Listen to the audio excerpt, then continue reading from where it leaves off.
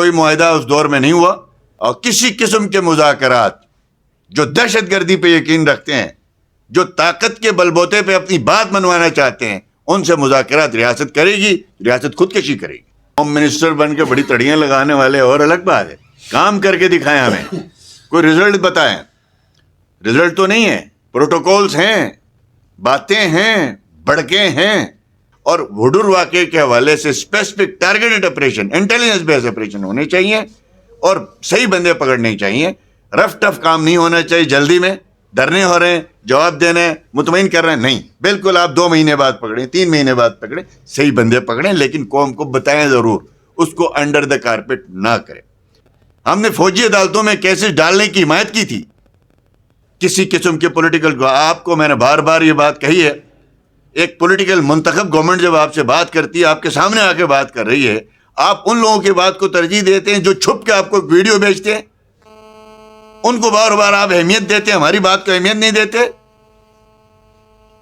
افسوس یہی ہوتا ہے، یعنی جو لوگ پہاڑوں میں چھپے ہیں، کالا دم ہیں، اپنے آپ کو ریاست نے ان کو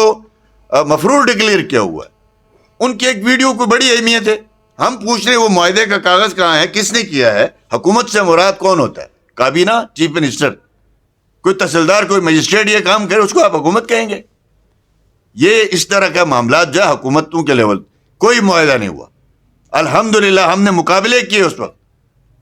کیا یہاں پہ دیامر میں دار تانگیر سے لے کے یا فوجی عدالتوں میں سزائیں نہیں ہوئی؟ یاد نہیں آپ کو؟ کیا اس کارگاہ میں آپریشن نہیں ہوا؟ ہمارے جوان شہید نہیں ہوئے؟ کہ اس کا کوئی حل نہیں ہے کہ جا کے آپ آپریشن کر کے گناہگار بے گناہ سب کو رگڑے میں دیں۔ اس معاملے میں اچھی بات یہ ہے کہ حکومت میں، اپوزیشن میں سب نے یہ کہا کسی بے گناہ کو رگڑے میں نہیں لایا جائے گا، اور رف ٹف کارروائی نہیں ہونی چاہیے، ٹارگیٹڈ آپریشن ہونا چاہیے، انٹیلیجنس بیس آپریشن ہونے چاہیے، جہاں پہ اس واقعے سے ریلیٹڈ یا دہشت گردی سے متعلق یا کوئی جو ہے وائلنس جہاں سے پایا جاتا ہو، آپ کے پاس بہت انسٹرومنٹ موجود ہیں، لیکن اس کے لیے گورنمنٹ اور اداروں کا ایک پیج پہ ہونا ضروری ہے، ایک پیج پہ ہوں، کوئی ہاتھ ڈالے تو حکومت آن کرے۔ دیامر کے عوام نے، علماء نے، یوتھ نے، وہاں کے اکابرین نے جس سطح پہ اس کے حوالے سے پروٹیسٹ کیا ہے، اب یہ ایک بات سامنے آ گئی کہ یہاں جی بی کے اندر اگر خدا نخواستہ اس واقعے کے اندر کسی ایک شخص کے لوگ ہوتے تو سارے گلگت کی سڑکیں بھری ہوتی، اس میں سارے شخص کے لوگ تھے تو کوئی احتجاج نہیں ہوا، لیکن اس کا جو ہے وہ دیامر کے عوام نے ازالے کے لیے پوری کوشش کی ہے، اور ہم ان کو، ان کے علماء کرام کو، یوتھ کو، وہاں کی سیاسی جماعتوں کو، تمام حضرات کو ہم ان کا شکر گزار بھی ہیں، اور ساتھ یہ واقعہ ہوا، ایک نہیں کئی واقعات ہوئے، الحمدللہ ہمارے پورے 5 سال میں ایک واقعہ نہیں ہوا،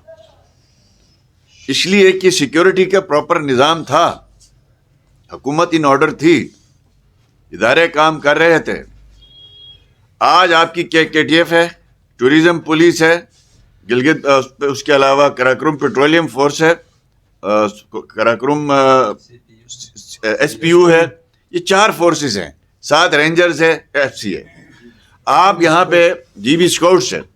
آپ بجائے اس کے کہ ان کی کانوائز بنا لیں، 40 بسیں، اور لوگوں کا 16 گھنٹے کا سفر 26 گھنٹے کا ہو جائے، اور سیکیورٹی تھریٹ بھی دگنا ہو جائے۔ ہماری تجویز یہ ہے کہ دن کے وقت اس پورے ایریے میں سفر موومنٹ الاؤ کیا جائے، رات کے ٹائم بند کیا جائے۔ ہماری لائف لائن ہے یہ سڑک، ہم سب نے ادھر سے روز گزرنا ہے، ہمارا مال و متاع ادھر سے آتا ہے، جی بی کی جو ہے وہ ٹوٹل تعلق اس کے ساتھ ہے، تو لہٰذا اس سڑک کو محفوظ بنانے کے لیے اس وقت جو اقدامات ہمیں نظر آ رہے ہیں وہ روایتی ہیں۔ ثانیہ کہ اب تک کہاں تحقیق پہنچی ہے، کہاں اس کے نتائج ہیں،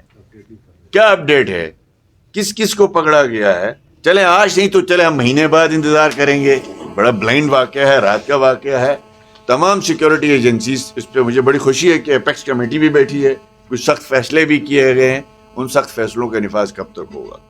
لہٰذا ہم، یہ قوم یہ پوچھنا چاہتی ہے، سب کے زبان میں یہ سوال ہے، اس واقعے کے پیچھے در پردہ کون لوگ تھے،